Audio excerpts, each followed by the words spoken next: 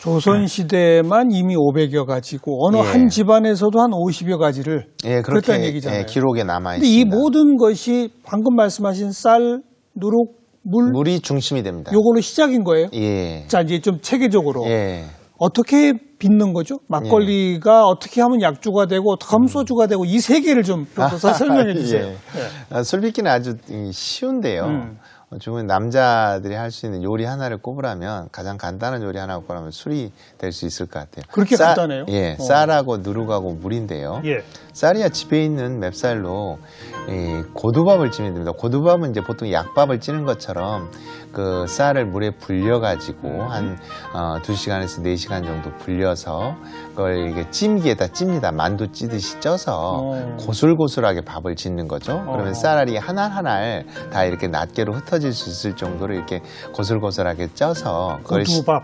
고두밥인 거죠. 그래서 그걸 식혀서 누룩을 쌀의 한 20%, 10%에서 20%를 넣는데요. 누룩은 어떻게 만들어요? 누룩은 통밀을 빻아가지고 단단하게 뭉쳐서 메주처럼, 메주는 콩으로 만든다면은 밀을 이렇게 통밀을 빻아가지고 띄웁니다. 한 달 정도 띄우는 거죠. 한 달을 띄운다. 예, 그 메주는 겨울에 이제 띄운다고 한다면 누룩은 여름에 띄웁니다. 그래서 메주를 만드는 그 어머니들의 손 속에 할머니 손 속에 누룩을 만드는 그런 기술도 있는 거죠. 이건 좀 닮아 있기도 합니다. 수입밀로 해도 돼요? 아니면 우리밀로 해도 돼요? 우리밀로 하면 더 좋고요. 수입밀은 아무래도 방역 처리가 됐기 때문에 예전엔 다 이제 우리밀로 했었는데 요즘은 수입밀들이 많이 넘쳐나면서 수입밀로도 만드는 누룩들이 있습니다. 그래서 통밀을 빻아서 단단하게 뭉쳐서 이걸 두면은 거기에 이제 곰팡이가 핍니다. 곰팡이가 피어서 곰팡이가 스스로 자라기 위해서 균사가 이제 이 밀 속으로 이렇게 들어가면서 효소가 생성이 됩니다. 이게 이제 발효제 역할을 하는 건데요. 이 누룩은 요즘은 인터넷에서도 쉽게 구할 수가 있습니다. 그래서 고두밥까지는 집에서 하고 누룩은 사서.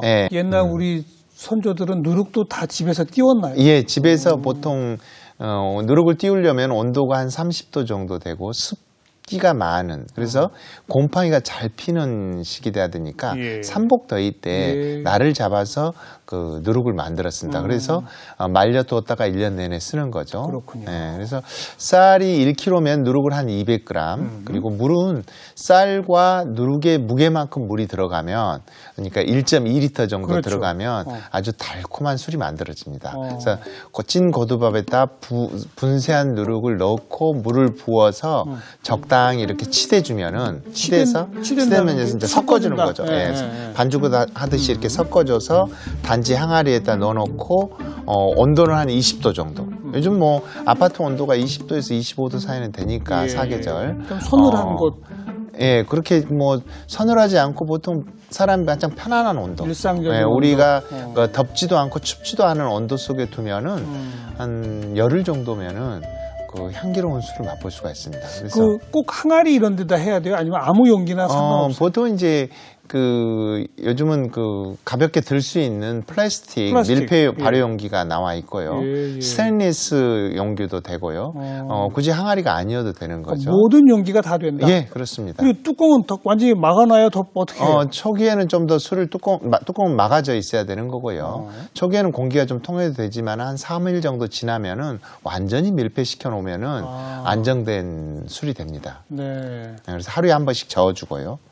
그러니까 꽉 막아놓고 하루에 한 번씩 저어만 열어서 하루에 한 번씩 젓고 다시 뚜껑을 덮어놓고 이런 식으로 해서 그렇게 열흘만 지나면 술이 됩니다. 그냥 술이 돼요? 예. 그래서 그 쌀이랑 다 어디 갔어요, 그러면? 그러니까 그 쌀 속에 이제 쌀의 전분이 한 75% 정도 들어있거든요. 이 전분의 절반 정도가 알코올로 바뀝니다. 그리고 그 절반 정도가 이산화탄소로 이렇게 증발되기 때문에 이 쌀이라는 고체가 액화가 되면서 알코올을 만들어내는 거죠. 그래서 막걸리 같은 경우는 이제 거칠게 걸러서 먹기 때문에 그 지게미가 전체에서 5% 정도 나옵니다. 5%만 남고 나머지는 전부 액체로. 이 액체와 이제 거기 안에 이제 앙금이랄지 이제 지게미 성분으로 해서 마실 수 있게 되는 거죠. 약주를 만들면은 쌀 10kg를 가지고 약주를 만들면 한 7리터 정도는 이 30% 정도가 지게미로 나오고요. 막걸리는 한 5% 정도 그 버려지는 지게미가 그 정도니까. 잠깐만요. 예. 아무튼 막걸리는 쌀 그거 20% 누룩, 예. 전체 양의 물, 예. 그리고 한 열흘 정도. 예. 그럼 한 5%만 지게미가 남고 나머지는 다 마실 수 있게 있는. 된다. 약주는 어떻게 만들어요? 이걸로 만드는 거예요? 이제 그렇습니다. 약주는 막걸리하고 이렇게 청주, 약주, 청주가 이제 같은 개념인데요. 시간을 오래 술을 빚어서 항아리에 두면은 위에 맑은 술이 뜹니다. 다 되면. 그러니까 열흘 이후에? 예. 좀 더 낮은 온도에서는 보름이 걸릴 수도 있고 좀 더 낮으면은 한 달이 걸릴 수도 있는데 이 위에 맑은 술이 한층 뜹니다. 그러면 맑은 술을 떠내면 그게 청주인 거고요. 맑은 술인 거고요. 그러니까 막걸리를 더 오래 두면 약주가 되는 거예요? 예. 그 위에 이제 맑은 술을 떠서 청주가 되고 청주를 떠내고 나서 그 안에 이제 그 지게미 앙금 속에 들어있는 알코올도 들어있고 이것을 자루에 국 짜서 먹는데 짤 때 이제 자루가 막히기 때문에 물을 조금 부어주는 거죠. 그래서 처음 떠내는 술은 알코올 도수가 15도 정도 됩니다. 그런데 이제 지게미에 물을 조금 부어서 이렇게 효과적으로 거르다 보면은 물이 1대1로 들어가면은 알코올 도수가 7도 정도 됩니다. 그래서 막걸리는 6도에서 8도 정도 되는 게 막걸리인 거죠. 네.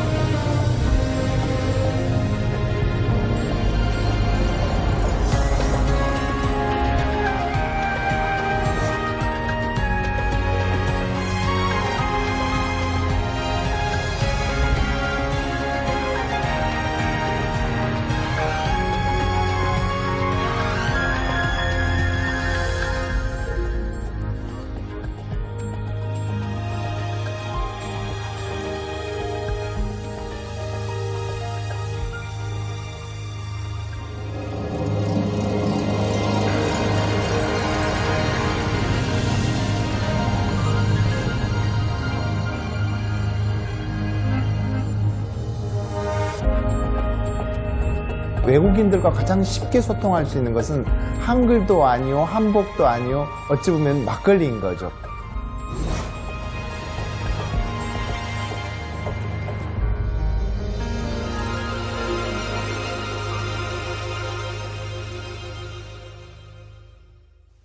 아니, 그냥 처음에 이 쌀과 누룩과 해서 열흘만 지나면 몇 도쯤 나와요? 알코올 도수가 15도에서 18도 정도 나옵니다.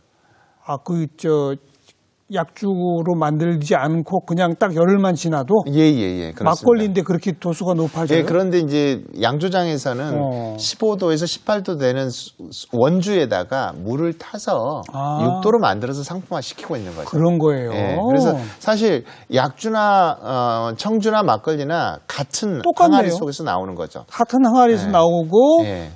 도수도 다 비슷한데 예. 그런데 한 열흘만 지나면 뿌연 막걸리였던 게 한 예. 열흘 이상 더 두면 이제 맑은 층이 더 생겨서 예, 가라진다. 그걸, 떠서 먹고 이것은 옛날 같으면 이제 이게 이제 양반들이 먹고 밑에 지게미 앙금 있는 것들은 막걸리, 그걸 물 막걸리로. 부어가 양을 늘려서 이제 농주로 먹고 이런 식이 됐던 거죠. 그래서 그렇군요. 사실은 똑같은 술입니다. 그러면 최초 만들어진 막걸리와 약주는 사실 같은 거군요. 다만 맑게 걸러졌느냐 안 걸러졌느냐 그거로군요. 네, 탁하냐 탁하지 않느냐. 약주는 대체적으로 이제 12도, 13도 정도 되는데요. 그러면 원주 정도면은 물을 섞지 않은 알코올 도수가 15도에서 18도 정도 되니까 조금 더 부드럽게 해서 마시는 게 약주고 앙금까지 해서 지게미까지 해서 좀 탁하게 해서 좀 더 절반 식량 든든하게 속이 든든하게 맞는 게 막걸리. 농주고 막걸리라고 보시면 됩니다. 그럼 요걸 가지고 또 내린 소주로 갈 때는 어떻게 가는 겁니까? 약주든지 막걸리든지 그걸 가마솥에 넣고요. 솥에 넣고 끓여서 끓이면. 그 위에 소주 고리가 있습니다. 소주 고리가 있는데 기본적으로 술을 끓이면 그 안에 있는 에탄올은 증발 온도가 78.4도입니다. 물은 100도고요. 그럼 90도 정도 은근한 숯불 같은 경우에 두고 끓이면은 90도 정도 되면은 에탄올은 증발이 되는데 물은 안 올라오는 거죠. 그렇죠. 이론상. 그러면 그것만 증발되어 오는 증기를 에탄올의 증기를 액화시켜서 받아내는 게 소주입니다. 아, 그래서 다 이 그렇죠. 세 개의 술이 순수 알코올이네 그게. 예, 그렇습니다. 그래서 어찌 보면 한 어미에서 태어난 네. 같은 형제입니다. 네. 그리고 그렇게 순수 알코올로 나온 소주를 과일과 섞으면 과실주가 되는 거겠네요. 예, 거기에다 인삼을 넣으면 인삼주가 되고요. 그러니까요. 예, 거기서 이제 약재를 보통 넣어서 그 알코올에 의해서 좋은 약재 성분을 추출하는 네. 식에서 약재를 넣죠. 그래서 더덕을 넣으면 더덕주가 되는 더덕주. 거고, 뭐 여러 가지 이제 가능하면 좋은 약재를 넣으려고 하죠. 아, 이제 좀 정리가 되네요. 쌀, 누룩, 물로 시작된 막걸리가 좀 예. 두면 약주가 되고, 예. 막걸리 약주 끓이면. 할 거 없이 끓여서 소주가 되고, 소주와 다양한 걸 섞으면 각종 술이 되고. 예. 그런데 각 집집마다 또 전통주의 종류가 이렇게 다양한 것은 예. 무엇부터 차이예요? 쌀부터 차이예요? 물의 차이예요? 뭐의 차이예요? 집집마다 다른 건 일단 그 쌀과 가장 많이 들어가는 재료의 차이가 가장 그 지배력이 크다고 얘기할 수 있는데 그렇다면 이제 물이 많이 들어가고 그다음에 쌀인데 이게 물과 쌀은 이 동네와 저 동네의 구분들을 짓기가 좀 쉽지 않죠.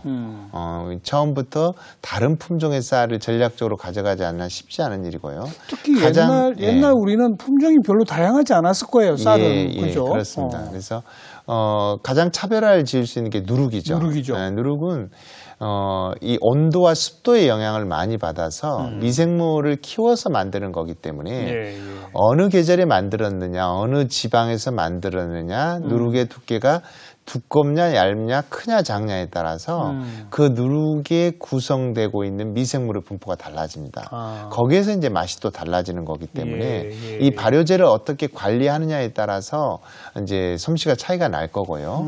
그리고 이제 그 재료의 비율과 발효의 온도와 시간 이런 거에서 달라지기 때문에 다 양조장마다 노하우가 있겠죠. 있습니다. 예. 양조장마다 거기서 차별화가 있는 거고 거기에 이제 익숙해진 어떤 그 자기 이 대중들과 같이 소통할 수 있는 술 하나가 태어나면 그건 뭐 그 세대를 건너가는 거죠. 그렇죠. 다 다녀보셨죠? 전국의 양조장들. 아니요, 다 못 다녀봤습니다. 1200개가 넘기 때문에 제가 절반 정도 다녀봤나 싶습니다. 그래서. 근데 일단 막걸리를 주로 하는 곳 가보면은 그 집집마다 그럼 누룩은 다 자기들이 따로 만들겠네요. 원래 누룩방이 다 있고요. 막걸리 양조장에 보면은 가장 내밀한 곳에 비밀이죠, 그게. 온도 관리를 하니까 잘 외부 사람을 들이지 않습니다. 그렇죠. 그래서 양조장에 가서 그 누룩방을 본다고 하면 다 본 겁니다.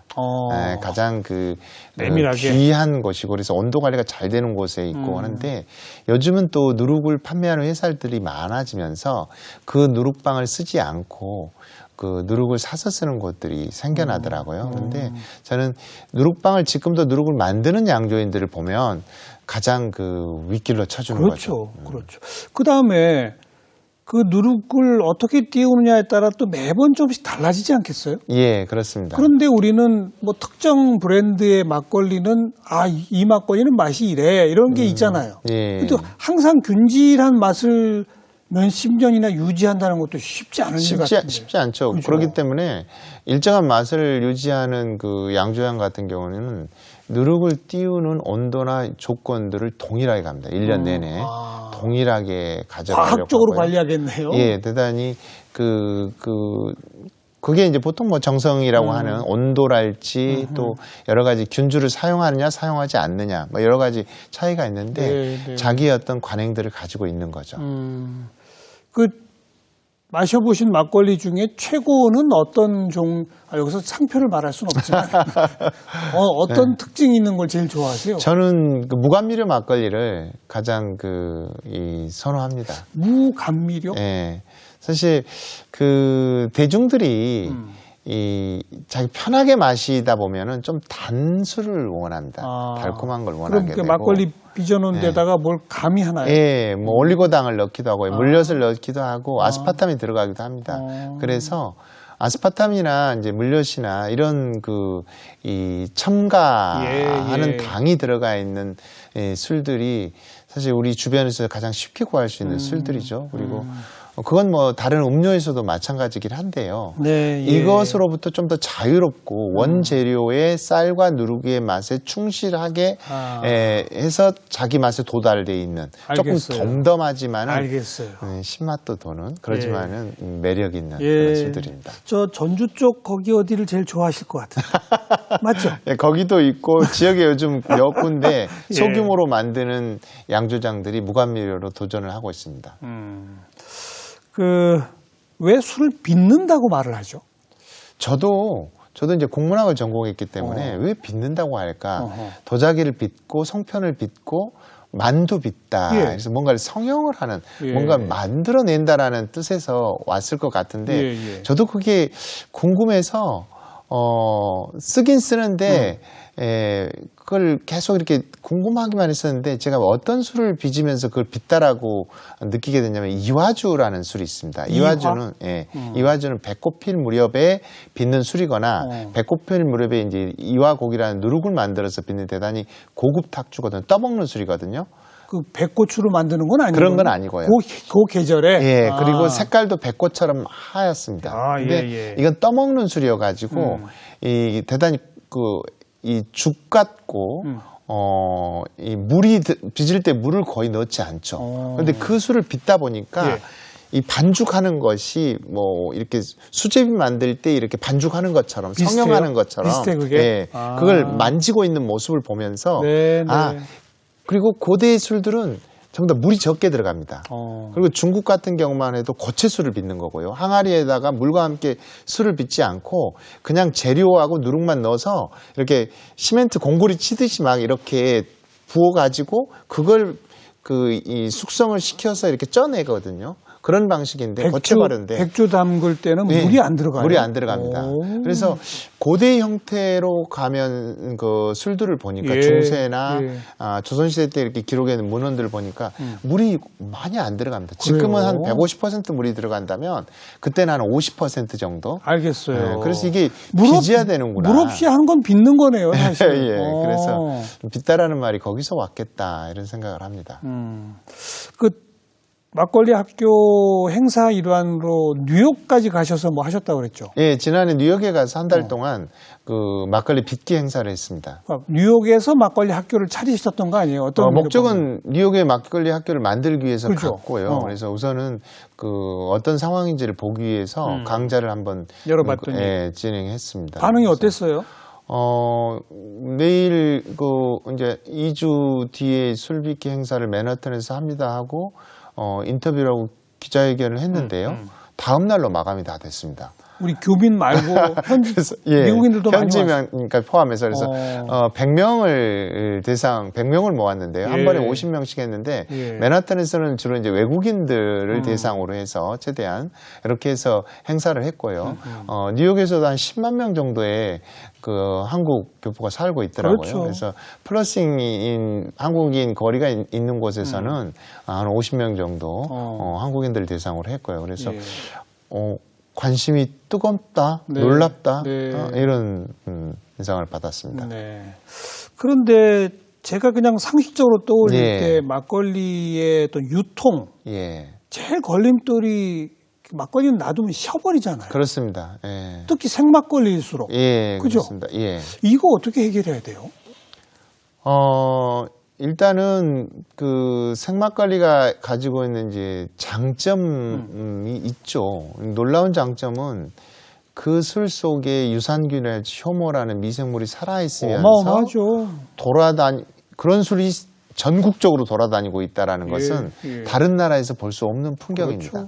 그런데 그 효모와 유산균이 이제 사멸하고 시간이 지나가면서 맛을 변화를 일으키고 그것 때문에 동일한 맛을 유지할 수 없다라는 게 멀리 유통되거나 외국으로 나가기 어려운 점인 거죠. 그러니까요.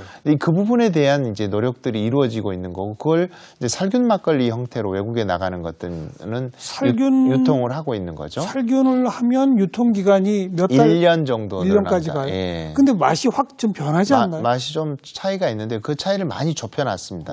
사실 외국에서 들어온 술, 뭐 사케 같은 경우는 전부 다 살균한 술이고요. 하긴 그렇겠군요. 예. 네. 다만 막걸리는 그 안에 이제 앙금이 많기 때문에 고형분들이 많아서 그게 열을 받게 되면서 이렇게 변화를 꾀하게 되고, 시간이 지나면서 이게 맛의 변화를 이제 이끌어내는 건데, 막걸리가 이제 세계화가 되고 멀리 유통이 되기 위해서는 앙금의 양이 줄어들면서 그렇죠. 탁도는 어느 정도 유지하는. 예. 탁하지만 앙금이 없는. 그게 이제 뭐 우유 같은 것도 사실 그렇거든요. 예. 어떻게 그 그걸 만들어내느냐. 기질들을 유지하면서 맛의 변화를 줄여서 가느냐라는 문제가 있고요. 또 다른 문제, 막걸리의 매력은 현지화를 통해서 이뤄내는 거. 현지 생산. 예. 그래서 사실 막걸리를 외국에서 만들어주면 우리 걸 뺏기지 않느냐, 이렇게 이제 바라보는 시선도 있는데, 사실 맥주도 우리가 만들면 뺏어온 그렇죠. 거고, 피자도 뺏어온 건데, 네. 음식은 전파처럼 문화처럼 이렇게 보급되면서 그 주도권을 우리가 얼마큼 가지고 있느냐, 이게 중요한 문제인 것 같습니다. 지금 그런 식의 막걸리 세계화를 위해 노력하는 업체들도 있습니까? 예. 하고 있어요? 예, 막걸리를 그래서 해외에 수출하기 편한 생막걸리를 유통하기 위해서 생막걸리 유통기간 한 3개월 정도를 늘려서 수출을 적극적으로 하고 있는 회사도 있고요. 또 캔 막걸리로 봤어요. 캔 맥주도 많이 들어오지 않습니까? 예, 다 살균해서 캔 맥주 담겨 있는 건데 캔 막걸리 형태로 똑같이 나갈 수 있겠다. 이런 것들 맥주에서 많이 힌트를 얻어서 맥주는 보리술이고 막걸리는 쌀술인데 제가 그러죠. 보리밥 드시렵니까? 쌀밥 드시렵니까? 이렇게 해서 사실 쌀로 된 술의 매력이 있으니까 충분히 가능성이 있다고 보여집니다. 자, 마지막으로 어떻게 하는 게 술을 잘 먹는 겁니까? 저는 그 술의 교육이 우리는 없습니다. 부재합니다. 고등학생들은 술 권할 것도 아닌데 왜 이 얘기를 하며 대학교 되면 대학교 1학년만 되더라도 교수님들께서 자기들이 알아서 하는 건데 뭘 한 번도 저도 배워본 적 없고 누가 가르쳐 준 적 없어요. 뭐 10분? 1시간이라도 술을 어떻게 마셔야 되는지에 대해서 진지한 얘기를 들어본 경험들이 거의 없습니다. 그건 뭐 알아서 하는 거지라고 되다 보니까 이게 뭐 아버지도 모르고 아들도 모르는 거죠. 어떻게 하는 게 잘하는 겁니까? 저는 이제 부모 기성세대 입장에서는 자녀분들하고 술자리를 많이 가져라고 얘기를 하죠. 그게 술집을 가지 않더라도 집에서도 술을 마실 수 있잖아요. 근데 친구들끼리 술을 배운 경우는 이게 경계를 모르는 거죠. 자기들이 언제까지 마셔야지 취한지도 모르기 때문에 그 끝에 이제 말을 놓고 싸우고 그래서 이렇게 술 끝이 그렇게 그 정갈하게 끝나지 않습니다. 근데 부모님하고 술을 마시면은 취한 상태에서 끝날 수가 없고요. 중간에 그러니까 술의 전체적인 흐름으로 본다면 취하지 않는 상태에서 말이 흐트러지지 않는 상태에서 일어설 수 있게 됩니다. 어른들과 함께 술자리를 하는 것을 10번 정도만 경험을 해도 중간에 일어난다라는 것들이 통제가 되는 거죠. 그 말씀의 핵심은 술은 취하려고 마시는 게 아니다. 이거네요. 상대방에게 취하는 거죠. 술 자체에 취하는 것보다는 상대방의 어떤 마음, 얘기를 듣고 좀 더 가교 역할을 하는 식에서 술이 필요한 거지. 술 자체에 취한 것은 그분이 상당히 뭔가 그 가슴 속에 맺힌 포안들이 많이 있는 거죠. 술을 어떻게 이제 매력적으로 좀 활용할 것인가. 저는 그건 술의 어떤 맛과 향 이것을 조금 그 알면서 마시면 훨씬 더 다양한 술에 접근할 수 있으리라고 보고 그 다양한 술만큼이나 다양한 사람들을 만날 수 있을 거라고 봅니다. 그냥 알코올 그것이 아니라 맛과 향 위주로. 그게 진짜 술의 속살, 술의 내면이겠죠? 그래서 그걸 좀 아껴 마시고 다양하게 마시면 좋을 것 같습니다. 오래오래 버타려면 아껴서 다양하게 마셔라. 허시명 교장 선생님, 오늘 좋은 말씀 잘 들었습니다. 고맙습니다. 감사합니다.